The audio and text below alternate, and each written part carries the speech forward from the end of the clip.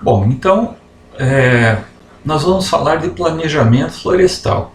Falando de planejamento florestal, a gente pode utilizar a expressão também ordenamento florestal, que é uma expressão mais antiga. Antigamente se falava de ordenamento florestal, que é colocar em ordem, né? Vem da expressão colocar em ordem. Essa expressão daí evoluiu para planejamento florestal, e essa expressão planejamento florestal é bastante usada hoje, né? E mais nos últimos 10 anos aí se fala do gestor florestal, que é aquele que vai fazer a gestão do negócio, né? Aquele que vai administrar o capital da empresa para que esse capital se transforme no produto que a empresa deseja colocar no mercado. Bem, o gestor, eu vendo esse slide aqui agora, eu percebo que está faltando alguns elementos aqui, né? Então nós vemos ali o gestor, né, com óculos olhando para a floresta, e se vocês conseguirem enxergar um pouquinho melhor, lá no óculos tem números, né? Então o gestor ele tem que entender da técnica, ou seja, ele vai ter que olhar para a floresta e ele vai ter que transformar aquilo que ele vê em números. Como o meu orientador dizia, Vitor, a floresta fala para nós, ela está nos dizendo o que nós devemos fazer. Basta a gente aprender, entender o que ela está nos dizendo. Então, ou seja, através de métricas, de mensurações, subsequentemente, né, ano após ano, mês após mês, período após período, a gente vai entendendo como que se constrói o processo de crescimento da floresta. Como que a floresta reage à poda, por exemplo, aos tratos silviculturais, né, aos desbastes, aos próprios tratos culturais. Isso a gente faz através da métrica, da medição. Então, por exemplo, na implantação se faz tem todas as técnicas operacionais para que o solo fique muito bem preparado para absorver, ou melhor, para que ele tenha condições satisfatórias para as necessidades das mudas que vão ser plantadas ali. Depois tem a questão da mato-competição, controle de formigas. Então tudo isso é operacional, né? E tudo isso tem uma técnica para ser executada. Depois os tratos silviculturais, como poda e desbaste, fazê-los ou não fazê-los, né? Então a floresta ela vai reagir a essas intervenções humanas, e através de mensuração nós identificamos o quanto aquilo foi bom ou quanto aquilo não produziu um efeito positivo. Por outro lado também, o gestor ele tem que organizar, né? Então aqui está representado como força, ele tem que organizar o capital humano. Ele tem que dimensionar equipes, dimensionar frotas, criar cronogramas operacionais. Isso é função do gestor também. O que vale mais a pena, ter uma multidão de gente trabalhando ou ter algumas máquinas trabalhando? Vai depender, por exemplo, do custo da mão de obra, disponibilidade de mão de obra, custo de aquisição de equipamentos, tudo isso é função do gestor. Entendemos que hoje a nossa visão da produção de madeira é uma visão holística, ou seja, quando eu me formei em 1986, eu venho assim de uma tradição da escola alemã. A escola alemã foi a escola que foi a base da engenharia florestal da Universidade Federal do Paraná. Então era muito forte na escola alemã a silvicultura e o manejo. Então eu basicamente recebi uma formação para ser silvicultor, muito mais silvicultura do que manejo. Então a minha formação mais forte foi na área de silvicultura. Depois, lá na Universidade Federal, se desenvolveu bastante a área de inventário, de manejo, e agora mais recentemente colheita, transporte florestal e geotecnologias também está bastante forte lá. Mas hoje o profissional que chega ao mercado ele tem que ter uma visão holística das coisas, ou seja, ele tem que conseguir olhar para o todo. Eu lembro que eu trabalhei em empresas que eu era o coordenador do setor de silvicultura. Então eu tinha que fazer com que eu recebia o solo preparado, eu recebia as mudas, então eu tinha que fazer o plantio, combate à formiga, controle de mato competição e poda. 3 podas. Essa era a minha função na empresa. Atingiu a terceira poda, passados 1 ou 2 anos, então a área entrava para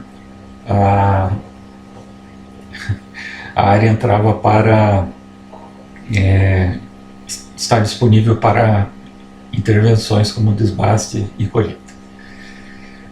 Então eu era especialista em silvicultura. Não me interessava quanto custava aquilo. Por incrível que pareça, hoje você fala isso, é um absurdo, né? Mas para mim e para a empresa, de certa forma, não havia preocupação da questão econômica. Simplesmente eu executava as operações. Não havia também uma preocupação muito grande com relação aos critérios silviculturais de manejo. Por exemplo, o meu gerente ele estabeleceu que o primeiro desbaste seria aos 7 anos e seria retirada a 4ª linha do povoamento de pinos. Da onde ele tirou essa informação, eu não sei até hoje. E depois, desbaste aos 14, corte raso aos 21, sei lá, uma coisa assim. Mas não havia uma base teórica que sustentasse isso. Depois entrou um outro gerente que ele contratou então o pessoal da Universidade de Santa Maria, pessoal especialista em manejo, e eles então criaram um regime de manejo baseado na densidade de árvores por hectare e a altura dominante do povoamento, de forma que o povoamento sempre, quando ele entrasse no declínio do crescimento anual, crescimento médio, já estaria no momento de fazer um novo desbaste ou corte raso. Então, se passou a ter uma base técnica, teórica, que sustentava as operações de campo. Quando eu fui trabalhar nessa empresa, havia uma preocupação bastante grande com a sustentabilidade ambiental, mas não como hoje. Por exemplo, havia o cumprimento da legislação de APP, reserva legal, até tinha excesso de reserva legal. As estradas eram muito bem construídas e mantidas, mas isso porque o gerente ele tinha uma grande experiência na área, né, e ele sabia, ele formou um coordenador, um técnico florestal, especializado então na construção, manutenção de estradas e preparação de solo. Então o rapaz que trabalhava com a gente era muito bom. Então nós não tínhamos problemas graves de erosão, as estradas eram excelentes, havia em torno de 1.500 quilômetros de estradas dentro da fazenda, numa área única de 86 mil hectares. Então imagina, 1.500 quilômetros de estrada. Durante os 4 anos que eu fiquei nessa empresa, obviamente, eu não percorri esses 1.500 quilômetros e não cheguei em todos os pontos da fazenda. nessa empresa também, naquele tempo, né, não havia uma responsabilidade social. Então, simplesmente o funcionário, a mão de obra braçal, ele era contratado e ele recebia o salário que tinha sido definido pela empresa. Se ele quisesse ganhar mais, ou ele crescia dentro da empresa, ou ele saía da empresa e ia tentar uma outra possibilidade. Alguns anos mais tarde, né, entraram todas as questões de normas regulamentares, né? Daí a empresa passou a dar uniforme, EPIs para os funcionários de campo também. Então, hoje, em vista do que já foi a área florestal, hoje há uma preocupação, uma visão holística. E o técnico, que somos nós, né, na área de floresta, ele tem que ter essa visão. Então a gente tem que entender que para produzir madeira, essa produção tem que ser viável economicamente, e a viabilidade econômica passa por processos sustentáveis, ambientais e de manejo, silvicultura e manejo. Mas para que tudo isso aconteça também é necessário que haja um suporte social, para que os funcionários tenham condições técnicas e físicas para execução dos seus trabalhos. Não é simplesmente contratar uma pessoa, mas uma vez contratado, ele passa por uma série de procedimentos, de treinamentos, como vocês já sabem, né, até que ele vai exercer a sua função.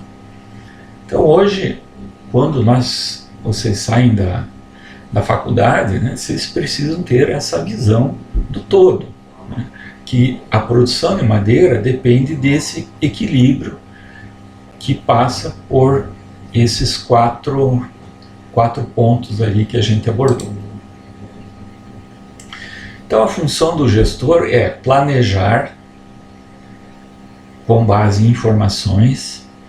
Aí o gestor, né, ele não vai executar, mas ele vai controlar a execução. Ou seja, planejei plantar 500 hectares por ano. Então vamos colocar 600 hectares por ano. Então 600 dividido por 12 dá... Deixa eu achar aqui no celular.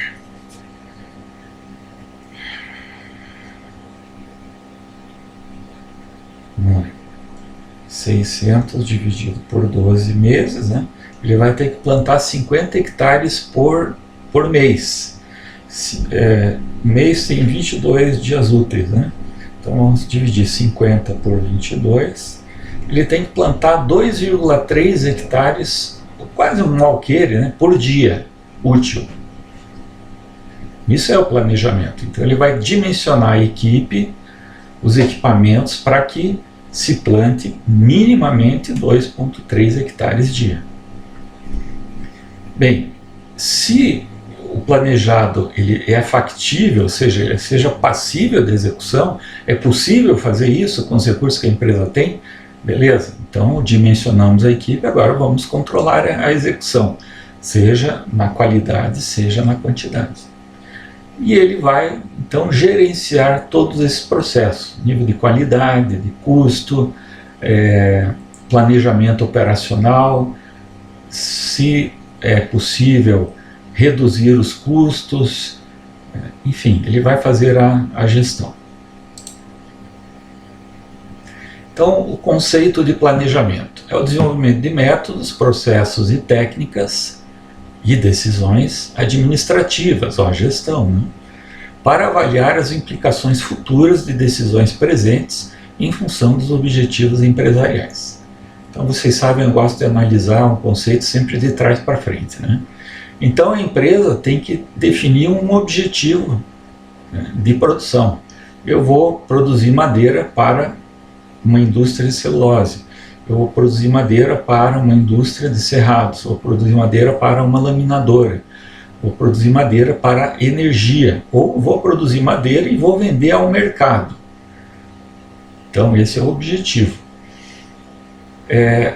Para alcançar esses objetivos, ele vai ter que desenvolver, vai ter que tomar decisões, ou melhor, vai ter que tomar decisões com vistas ao futuro. Então, se eu quero produzir madeira, se alguém produziu madeira e hoje eu tenho madeira, porque há 15 anos atrás alguém plantou. E se eu quero madeira, a sustentabilidade da produção, então eu tenho que continuar plantando árvore, certo? Então eu vou avaliar essas implicações futuras das decisões presentes. Então hoje eu decido plantar 50 hectares mês. Ok. Então lá na frente eu vou ter 600 hectares por ano. Mas lá na frente é suficiente a quantidade de madeira de 600 hectares? Vejam que a gente está planejando para um horizonte aí, dependendo da espécie, de 8, 7 a 16, 20 anos. Então tem que ter informações para isso, né? E essas informações, elas são organizadas através de métodos ou processos decisórios com base em técnicas e decisões administrativas. Então isso é planejamento florestal. Vamos ver vários conceitos aqui. O Rebouças, em 2002, ele falou que o exercício sistemático do planejamento tende a reduzir a incerteza envolvida no processo decisório e, consequentemente, provocar o aumento da probabilidade de alcance dos objetivos, desafios e metas estabelecidas para a empresa. Ou seja, como o nosso mercado é de médio e longo prazo, então hoje a situação no mercado de madeira é uma. Hoje, na nossa região, pelo menos, nós estamos com déficit de madeira de pinos e de eucalipto. Os preços subiram, têm subido, e há uma procura bastante grande por madeira, e não tem essa madeira. Né? Não tem essa madeira. Acontece que alguém tomou uma decisão há 16 anos atrás. E hoje nós estamos colhendo as consequências dessa decisão. Naquele momento que foi tomada a decisão de plantar espécies e áreas, o cenário era um. Né? Agora, por exemplo, se eu for planejar um plantio hoje, a única certeza que eu tenho é que hoje a madeira está com os preços em alta. Essa é a certeza que eu tenho. Né? E eu andei verificando alguns dados de produção futura de madeira. Nós teremos esse ano e mais um ano de falta de madeira. Depois, 2023, teremos uma quantidade de madeira produzida já de acordo com a demanda. 2024 teremos o excesso de madeira no mercado, então os preços vão cair. E assim segue o planejamento, né? Aí a gente tem que ver dados de projeção, de produção. Outra característica que nós vivemos no momento. Nós estamos em 2021, há 10 anos atrás, os agricultores, eles tomaram ciência de que determinadas áreas de produção, nas suas propriedades, elas davam prejuízo. Então, há um número mágico lá de não sei quantas sacas por hectare, sacas de soja por hectare, que a terra tem que produzir, minimamente. Se não produzir aquilo, se alguém souber, pode escrever aí. Se não produzir minimamente aquilo, não vale a pena produzir soja, certo? Aí o pessoal pensou, bom, vamos produzir alguma outra coisa, vamos plantar madeira. Aí a ideia que se passou naquele momento era que o eucalipto cresce mais rápido. Então a gente colhe com menos tempo. O que aconteceu? Todo mundo plantou eucalipto. Então até alguns anos atrás, nós tínhamos um excesso de produção de madeira, de eucalipto, e o atendimento das demandas de mercado de pinos. Hoje nós estamos vivendo um momento que o eucalipto ele está num preço razoável, o pino está num preço bastante alto. Então o que aconteceu? Naquele momento lá, todos pensaram em termos de planejamento, né, que valeria a pena naquele momento plantar eucalipto, só que esqueceram de entender ou de planejar, levantar dados de áreas de plantio que estavam sendo executadas com eucalipto. Então o que aconteceu? Um excesso de oferta de madeira, e o preço cai, e o agricultor, produtor rural, ele não é silvicultor, né? Ele é um agricultor e um pecuarista, ele não faz o manejo adequado das florestas, dos povoamentos, consequentemente a madeira é de baixa qualidade e baixo preço. E nós estamos vivendo assim um momento que esses investidores na área florestal, que são os agricultores, eles estão criando o conceito que não vale a pena plantar espécies florestais, o que é um erro também. Então, veja, o planejamento ele sempre tem que ser de curto, médio e longo prazo, a gente já vai ver isso. E não se enganem, por exemplo, uma Klabin da vida, quando criou o projeto Puma, ela já sabia quanto que ela ia produzir por mês de celulose, de produtos lá de celulose, sabia quanto que ela precisava de florestas, sabia quanto que precisava de fazer aquisição de terras, de arrendamento de terras, de parcerias, etc. Aí, uns 2 anos depois do projeto Puma 1, veio o projeto Puma 2.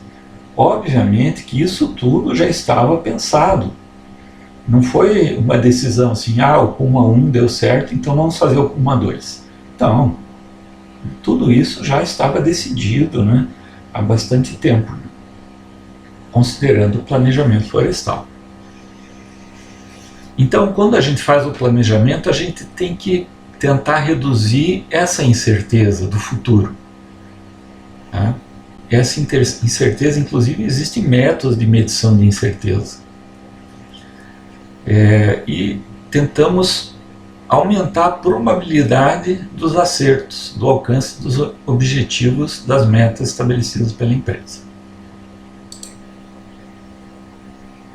O planejamento é um processo contínuo e dinâmico que consiste num conjunto de ações intencionais, integradas, coordenadas e orientadas para tornar realidade um objetivo futuro de forma a possibilitar a tomada de decisões antecipadamente. Ou seja, as decisões têm que ser tomadas com antecedência, para que não haja surpresa. O planejamento é um processo contínuo e dinâmico, ou seja, eu fiz o planejamento, eu tenho que fazer a checagem se o que está acontecendo hoje era o que havia sido planejado alguns anos atrás. Portanto, se for necessário refazer o planejamento, que seja feito, com a correção das rotas, né, dos caminhos que estão sendo tomados. O planejamento sempre ele deve ter como base ações intencionais. Então, o plantio de florestas produtivas não é alguma coisa que se faz para ver se vai dar certo. Há uma intenção, deve haver uma intenção. E é isso muitas vezes que falta de informação para o pequeno investidor. Se eu vou plantar milho, por exemplo, né, a minha intenção é ganhar dinheiro. Por que eu plantei milho e não plantei soja?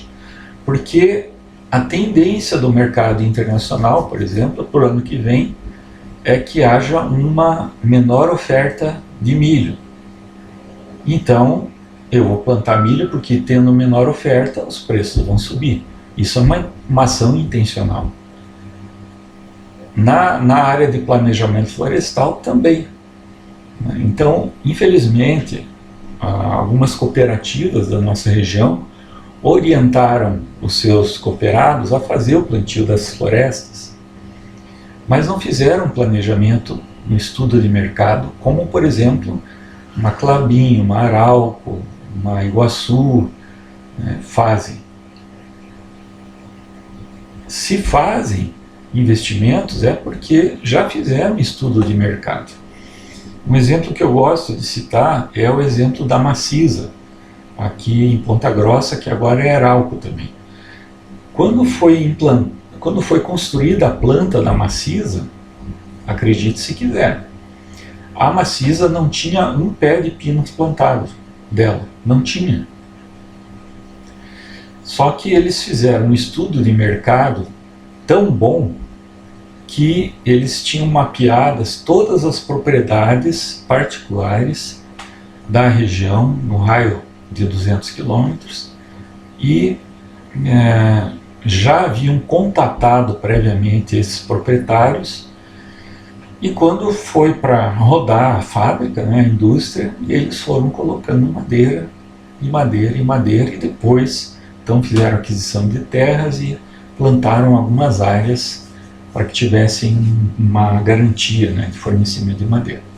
Mas é um exemplo típico de planejamento florestal. Então as ações são integradas, intencionais. Integradas, por exemplo, eu vou comprar, fazer aquisição de terras, mas quanto? Quanto que vale a pena comprar? Quanto que vale a pena fazer parceria? Quanto que vale a pena fazer arrendamento? Isso é uma ação integrada. Obviamente, para essas ações, essas decisões, tem que haver uma coordenação, E essa coordenação sempre vai olhar para o futuro da empresa. Então, planejar, gente, não é adivinhar. A segunda empresa que eu trabalhei, eu trabalhei 4 anos nela. Foi uma experiência surreal. Então a empresa tinha 12 ou 13 fazendas e quando eu entrei nessa empresa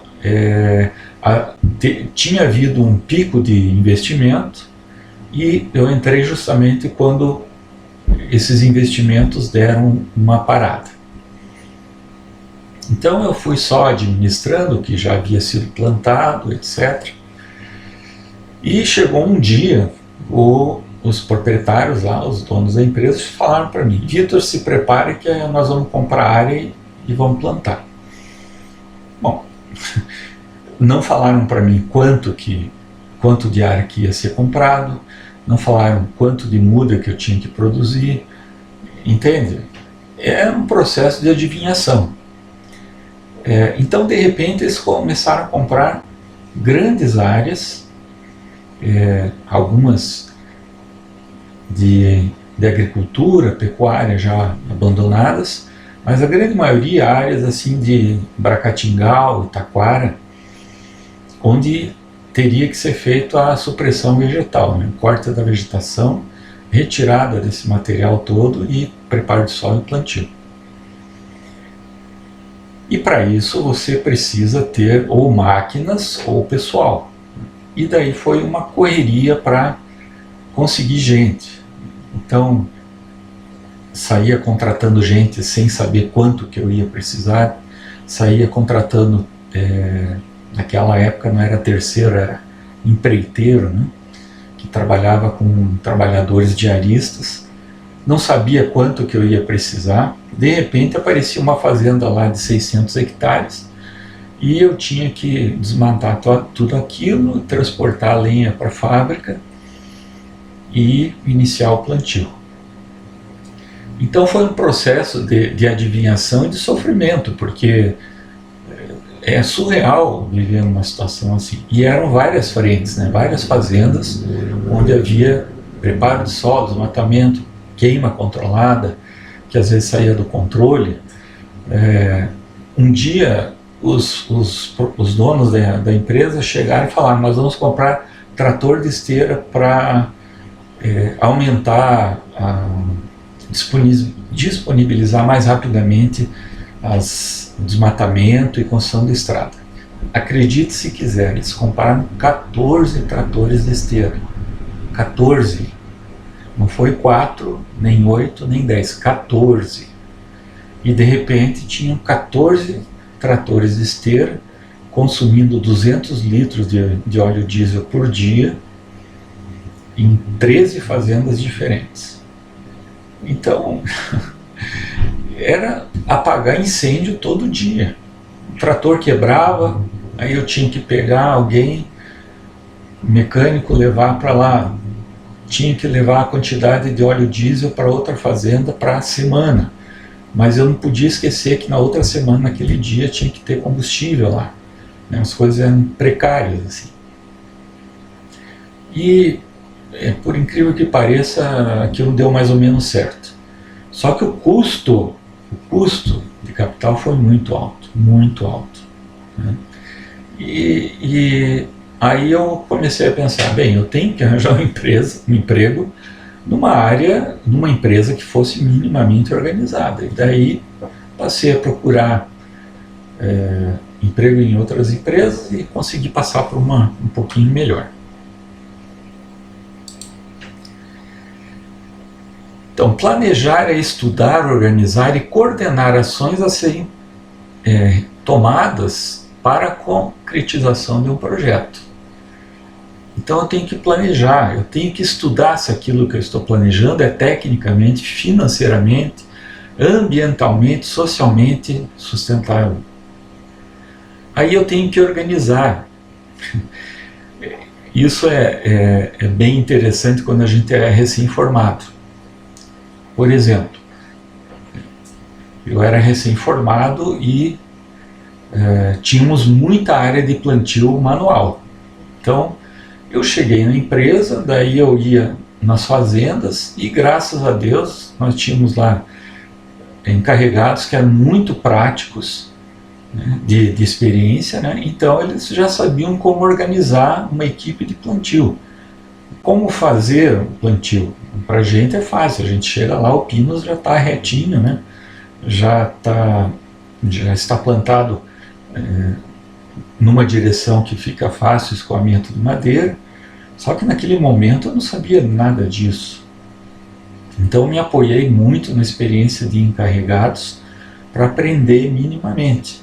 Então, por exemplo, uma equipe de plantio manual, quantas pessoas que a gente coloca lá? Coloco 5, coloco 10, coloco 20, coloco 30. E cada pessoa vai fazer o quê? É simplesmente dar um enxadão e muda e as pessoas saírem fazendo cova e plantando? Não. Primeiro tem que fazer o planejamento do alinhamento, depois faz uma linha mestra, digamos, plantio manual. Não estou falando com mecanização, né? Porque daí o trator de esteira já faz a subsolagem, já marca a linha de plantio. Então faz o alinhamento da linha mestra, depois faz uma perpendicular com a linha mestra e daí começa a fazer as linhas à direita e à esquerda da linha mestra. Mas quantas pessoas que vão fazendo isso? Aí vai, né? Então é preciso ter uma noção dessas situações. Outra coisa, o ano passado eu atendi um cliente que ele queria fazer um plantio de Pinus Elliott em áreas de baixa produção agrícola. Beleza, vamos lá, né? E eu cheguei lá para fazer a proposta de trabalho, ele já tinha comprado as mudas. Então o que aconteceu? Depois de nós acertarmos a proposta e fecharmos, né, concretizarmos o negócio, as mudas já tinham morrido. Então ele teve que comprar um novo lote de mudas. Então, isso não é planejamento, né? Já esse ano eu estou atendendo um cliente que é o contrário. Ele fez a colheita, com o dinheiro da colheita, ele mandou cercar com cerca, né, toda a área, construiu aceros e me contratou para fazer a organização do plantio. Aí eu fiz todo o planejamento de custos, coloquei que precisaria a quantidade de muda, a quantidade de herbicida, a quantidade de formicida, fiz essa estimativa para o cliente, contatei com a mão de obra e estamos organizando a equipe. Segunda-feira vamos começar o plantio. Isso é planejamento. E antes disso, dessa tomada de decisão, eu e o cliente sentamos juntos e fizemos uma avaliação técnica e econômica de qual espaçamento de plantio seria mais viável para a área, em função, né, do produto final, seria para celulose, se ele quer fazer desbaste ou não. E tomamos a decisão. Então, planejar é engenharia. Engenharia vem de engenhar. E engenhar significa pensar. Então, precisamos colocar a cabeça para pensar, gente. Na faculdade, nós aprendemos os conceitos. Mas na vida de engenheiro, nós temos que pensar nas situações concretas com base nos conceitos que nós aprendemos na formação, na graduação. Já tive várias experiências assim de encontrar com alunos e esses alunos não saberem, por exemplo, vai trabalhar num pátio de toras, mas não lembra como que faz cubagem de toras. Aí me pergunta, manda o WhatsApp, professor, como é que faz a cubagem de toras? Poxa, claro, eu não me nego a ajudar, eu ajudo todos eles, mas passar por uma faculdade e não lembrar como que faz uma cubagem, ou se não lembra, pega lá suas anotações, né, pega lá o seu caderno, digita lá no Google, cubagem de toras, pronto, né, você vai ali, daí vê o conceito no caderno, na caderneta de campo, olha lá no Google, aí você lembra das aulas, com certeza você vai lembrar. E daí você executa lá o que você tem que executar. Mas, conceitualmente, você vai sair da faculdade com a capacidade de tomar decisões com base em critérios técnicos, ok? Então, planejar é engenharia. Então, quais são os objetivos do planejamento? Conhecer as condições de trabalho, planejar as operações de forma que eu tenha um custo mínimo para as operações. Depois, otimizar o uso de máquinas e equipamentos. Acho que vocês já tiveram aula de colheita florestal, né? Quanto o professor Felipe falou nessa questão de otimização, dimensionamento de equipes, de equipamentos, estudo de tempos e coisas desse tipo, né? Horas paradas, horas efetivas, etc. Isso é otimização. Depois, integrar atividades, isso é planejamento. Até alguns anos atrás, o planejamento de preparo de solo era assim: passava um trator com subsolador, depois passava um trator com uma grade em cima, sobre a linha da subsolagem, depois passava o pessoal plantando, depois passava uma equipe aplicando herbicida pós-emergente. Hoje se faz isso tudo praticamente em uma ou duas operações. Então isso é integração de atividades, otimização de equipamentos, de máquinas e redução de custos. Objetivar a sustentabilidade da produção. Então, com base em critérios técnicos, né, de informações do ecossistema, do solo, da microbacia, é a integração de tudo. Por isso aquela visão holística, né, do processo. E reduzir os riscos de erros. Então foi planejado uma produção mensal, mas não se alcança aquela produção mensal de jeito nenhum. Então o planejamento foi deficiente. Isso já aconteceu comigo uma vez. Eu fui fiz uma parceria com um engenheiro agrônomo e ele queria entrar nessa área de plantio de floresta. Ele era muito amigo meu, ele veio falar comigo, eu falei, não, vamos em frente. Aí ele conseguiu alguns clientes, nós fomos ver as áreas e tal, e o cliente decidiu de plantar eucalipto, certo? Aí ele pediu para mim dimensionar a equipe. Aí vem as questões, né? Esquecendo de que ele não era da área e sem perguntar quais trabalhadores, qual é o nível de formação dos trabalhadores que ele ia contratar, eu peguei e planejei a atividade com base na produtividade homem-dia, né, de um trabalhador florestal. Obviamente, o trabalhador florestal, ele sabe o que ele está fazendo, né, ele tem um ritmo de trabalho que ele sabe que ele tem que seguir, né, e ele sabe que ao final do dia ele tem que produzir tanto. Isso é um homem treinado, uma pessoa treinada. Então eu planejei com base nisso, né? Isso foi um erro meu. Eu deveria ter perguntado para ele quem ele iria contratar, qual era a ideia. Aí, beleza, chegou, foi uma sucessão de erros, né? Chegou no dia de iniciar o plantio, nós já tínhamos comprado as mudas, né? Cheguei na propriedade, né? Tinha lá uma pessoa representando a empresa do meu amigo, uma Kombi, daí ele passou numa agropecuária, comprou enxadão e comprou umas perneiras, eu nunca tinha visto aquilo, de couro cru, eu nunca tinha visto aquilo, não sei, deve ser para quem trabalha com metalurgia, né?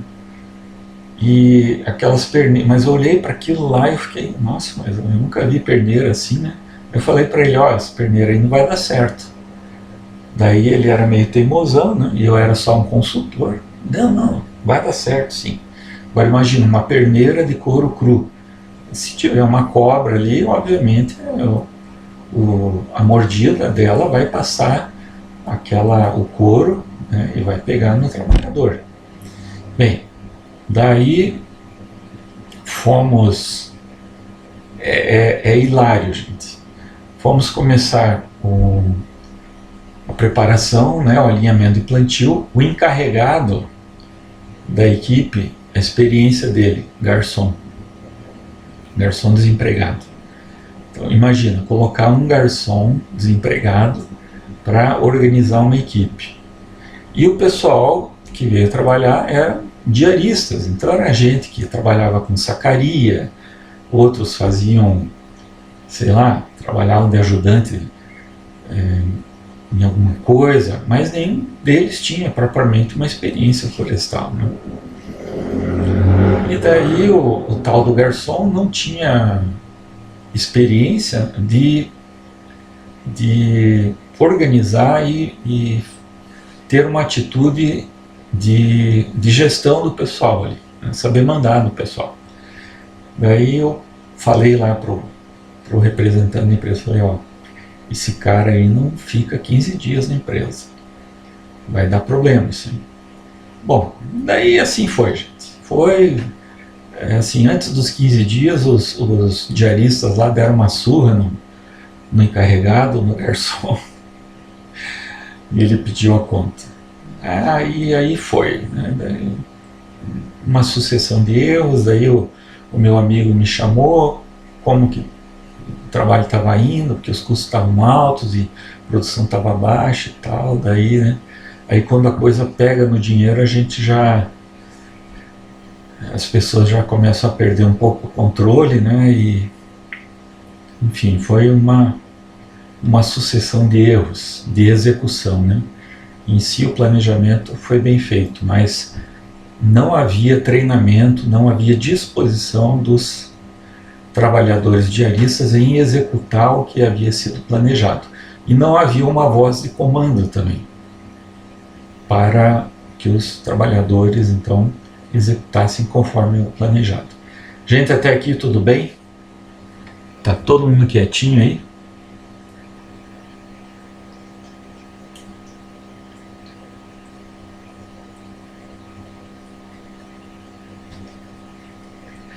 Ok, vamos em frente. Eu gosto de contar umas histórias assim porque ilustra um pouco, né? Senão a gente fica só na teoria, né, gente? Bem, então quando a gente vai fazer o planejamento florestal, vem as questões da economia. A gente deve pensar primeiro em termos econômicos. Quem vai fazer um investimento, a primeira questão que ele pensa é na questão econômica. Depois ele vai pensar na questão social e ambiental, mas o que move uma empresa é o cenário econômico, sem dúvida nenhuma. Uma empresa não se sustenta com responsabilidade social e responsabilidade ambiental. Ela tem que ter a viabilidade econômica para que sustente esses outros dois pilares. Então vem as perguntas, né, básicas da economia. O que produzir? Quanto produzir? Como produzir e para quem produzir?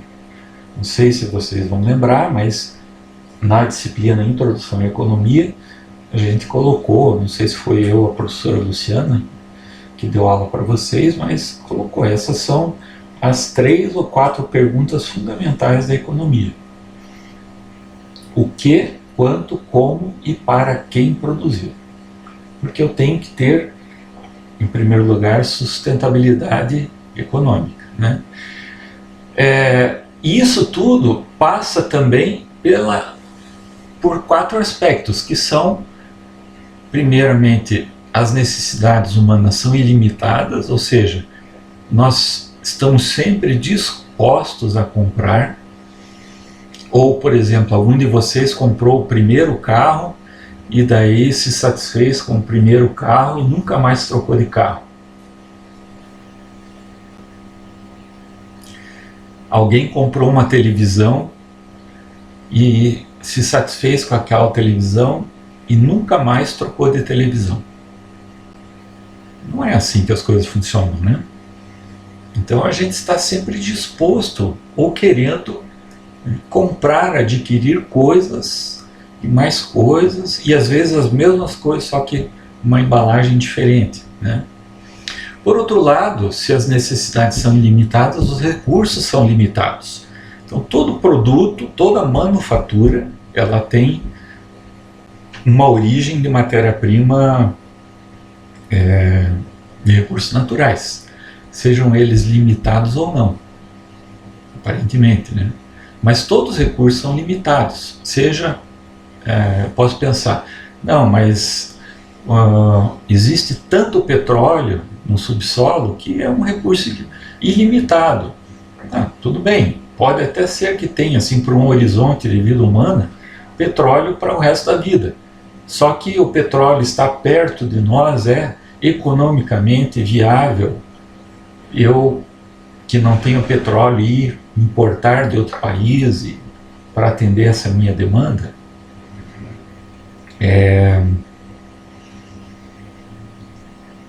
Um outro exemplo de matéria-prima são essas matérias-primas que são utilizadas hoje na indústria eletrônica, né? Como, por exemplo, nióbio e esses minerais raros. Então, vou usar esse mineral como matéria-prima, só que não tenho no meu país, eu vou ter que importar. Então é viável economicamente importar? Então, às vezes, o recurso ele é disponível, mas existe a limitação econômica, né? E também existe a escassez de recursos. Pode ser que eu tenha uma fome de comprar coisas ilimitadas, mas os meus recursos para aquisição são escassos. Então eu vou ter que fazer uma escolha. Eu vou ter que escolher o que eu vou comprar, quanto eu vou comprar, como eu vou comprar, à vista, prazo, qual a minha capacidade de endividamento, qual a capacidade de endividamento da empresa. O capital investido na empresa, ele tem que retornar à empresa dentro de quanto tempo? Eu tenho uma padaria e produzo pão. Beleza, comprei farinha, pago para 30 dias a farinha, mas eu produzo pão e vendo pão todo dia. Não, eu vou produzir celulose, então eu tenho que plantar uma floresta, um povoamento. Tá? Só que esse povoamento vai demorar 7, 14 anos, 16 anos para estar disponível para colheita. Eu tenho fôlego financeiro para aguentar tudo isso? Então essas são perguntas que precisam ser respondidas no planejamento, com antecedência, né, com estudo de cenários, com estudo de mercado, né, estudo de previsão de demanda.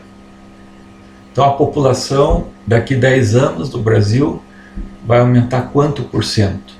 Quanto dessa população vai estar economicamente ativa, ou seja, que é capaz de comprar coisas? 40, 80, 70%, 90% da população é economicamente ativa? Ou seja, eu tenho um mercado, se são 200 milhões de habitantes, 70% são 140 milhões de pessoas que têm poder de compra. Esses números que têm que ser pensados. Então eu vou montar uma fábrica de indústria, uma indústria de cerrados de portas, para fabricar portas. Ok. Quantos desses 140 milhões vão querer construir ou reformar, construir uma casa ou reformar a sua casa? Bem, aí tem a questão da faixa etária, né? A pessoa vai comprar uma casa não com 18 anos, né? Em geral a pessoa vai comprar um pouco mais tarde, até ele juntar um capital ou conseguir um financiamento. Então, quanto dessa população de 140 milhões está naquela faixa etária e faixa de salário que tem o poder de compra para o produto que eu desejo produzir? Isso é um estudo de mercado. Então, tudo isso tem que ser levado em conta para a produção na indústria, e essa produção da indústria, né, essa informação vai ser passada para a área florestal, para a área florestal então se preparar para aquele momento que está por vir. Então, o que, quanto e como produzir, né, e qual matéria-prima produzir, qual é o raio de economicamente viável para a logística dessa madeira, qual espécie, qual espaçamento, qual o incremento médio anual que as florestas têm que ter, os povoamentos têm que ter para que atenda minimamente à necessidade da indústria. Eu vou ter uma produção constante ou ocorrerão anos onde eu vou ter um excesso de produção ou falta, uma demanda mais alta do que a minha capacidade de produção em madeira no campo? Eu tenho excesso de produção madeireira em um determinado ano. O que eu vou fazer com essa madeira? Eu deixo lá no povoamento crescendo ou eu comercializo, se há uma demanda no mercado? E se eu tive lá um furo no meu planejamento e hoje eu preciso de mais madeira do que eu tenho no campo, de área plantada no campo, o que eu vou fazer? Eu vou sair comprando madeira de quem? Quando que eu vou começar a comprar essa madeira? Antes de chegar o momento da falta de estoque no campo, ou eu vou deixar faltar estoque no campo para daí começar a comprar? São decisões de planejamento florestal. Então está aqui, né? Decisões de manejo. Então, qual espécie plantar? Pinos e eucalipto. O que produzir? Madeira serrada de qualidade, com manufatura. Eu vou produzir móveis, vou produzir chapas de fibras para móveis, vou produzir celulose, vou produzir papel. Quanto então de área plantada que eu tenho que ter? Qual o investimento? Se eu vou produzir, o meu mercado que eu decidi investir é madeiras de alta qualidade, para a produção de decks, pergolados, assoalhos, telhados, forros, rodapé, enfim. Então eu vou ter que fazer o manejo de florestas nativas. Qual a área que eu tenho que ter para que eu possa fazer um manejo sustentável? Quais são os critérios de manejo sustentável utilizados no Brasil? De cada 100 metros cúbicos de madeira, quanto que eu posso efetivamente fazer, cortar e aproveitar economicamente? Então, para isso eu tenho que fazer mensurações, planejamento, né, e, por fim, execução para atender essa demanda. Se eu for trabalhar com produtos florestais não madeireiros, são produtos de extrativismo, na grande maioria das vezes. Ou seja, quanto de área que eu terei que ter para atender determinada demanda. Área de extrativismo, né? Então, por exemplo, o látex, né? Existem plantios de seringueira, mas existe extrativismo em áreas naturais, né? O babaçu, que é uma árvore espetacular, um coqueiro, né? Uma palmácea, de onde se aproveita tudo. Então aproveita o coco, a casca do coco dá para fazer carvão, as folhas dá para fazer telhados, tudo se aproveita do babaçu. Castanhas, né, em geral, então eu vou ter que ter castanha do Pará na minha área de nativa. Então qual a área de castanhal que eu tenho que ter, né? E aqui é pequi, que é uma fruta nativa do Cerrado, e aí outras coisas aí que a gente vê, né? Então tem que ter um dimensionamento dessas áreas para atender a demanda. E hoje, gente, nós estamos diante de um cenário muito promissor. Se por um lado nos dá uma grande possibilidade para o futuro, por outro lado também nos assusta um pouco, que é a nanocelulose. A nanocelulose, deixa eu passar para outro slide. A nanocelulose, ela é produzida a partir de fibras vegetais. Então aqui no outro slide, né, aqui tem madeira, algodão, coco, cana-de-açúcar, até o dendê tem aqui, né? Mas qualquer fibra vegetal, ela é passível de produção de nanocelulose.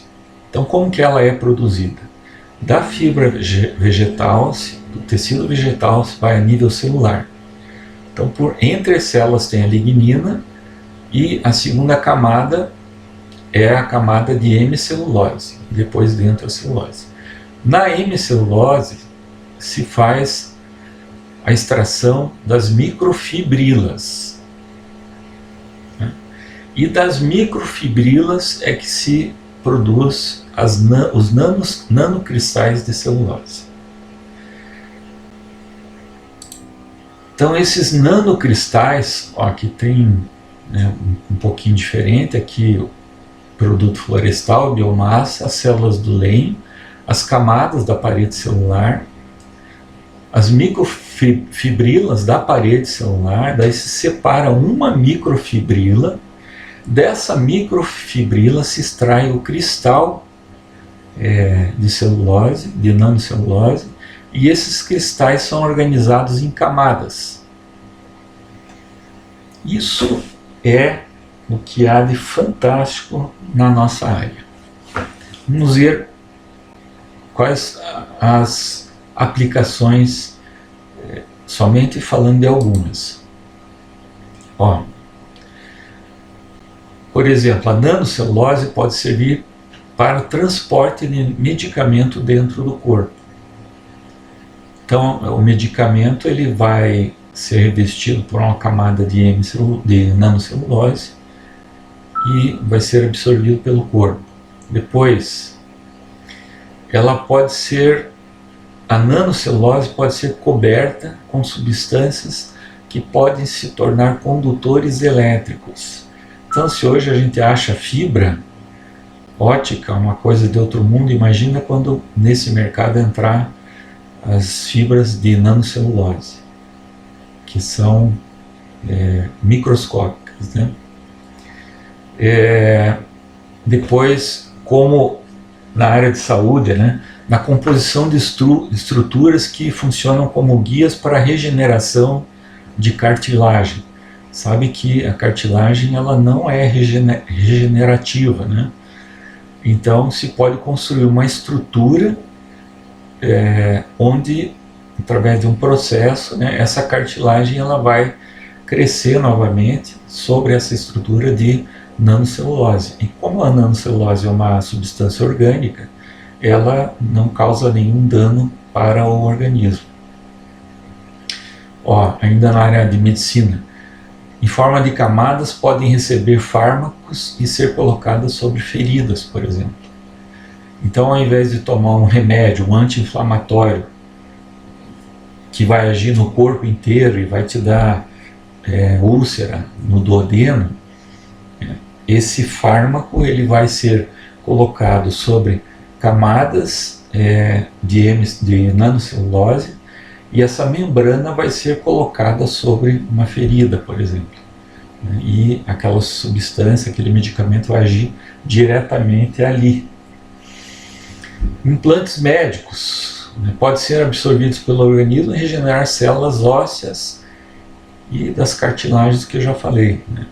Então se faz uma estrutura onde as células, sobre as quais as células podem crescer ordenadamente. E daí, como essa estrutura é de uma substância orgânica, não celulose, ela é absorvida pelo organismo. Então, no futuro, por exemplo, a gente não vai ter mais, quem teve uma fratura óssea, teve que colocar pino, não vai colocar mais pino metálico, não vai ter mais parafuso, como a gente fala, parafuso na perna. Quem quebra a perna não vai precisar colocar aquela anteninha, a gente fala, do lado, fica andando com aquela antena. Não, vão ser criadas estruturas de nanocelulose, e essas estruturas vão dar o suporte para o crescimento, a regeneração das células. Olha aqui que legal, material iridescente. São materiais que interagem com a luz e podem exibir luminescência quando coberto por cristal líquido, que são substâncias sintéticas. Ou seja, eu vou criar, por exemplo, uma tela de nanocelulose. Sobre essa tela eu coloco lá um material iridescente, ou seja, ele vai absorver luz durante o dia, e à noite ele vai, é como se fosse uma substância fluorescente, ele vai emitir luz. Então imagina a quantidade de energia elétrica que a gente pode deixar de consumir, que a gente vai economizar. E olha, gente, isso aqui é apenas uma pequena amostra do que a nanocelulose está por fazer pela humanidade. E o mais fantástico é que o que mais tem nesse mundo é fibra vegetal. E o quanto de fibra, imagine num resíduo de colheita a campo, o quanto de matéria-prima que a gente tem ali para a criação de nanocelulose. Isso só falando em termos de planejamento, Bem, são 20 horas e 51 minutos. Vamos dar um intervalo de 5, 6 minutos, e daí na volta nós retomamos o assunto. Ok, gente? Até já.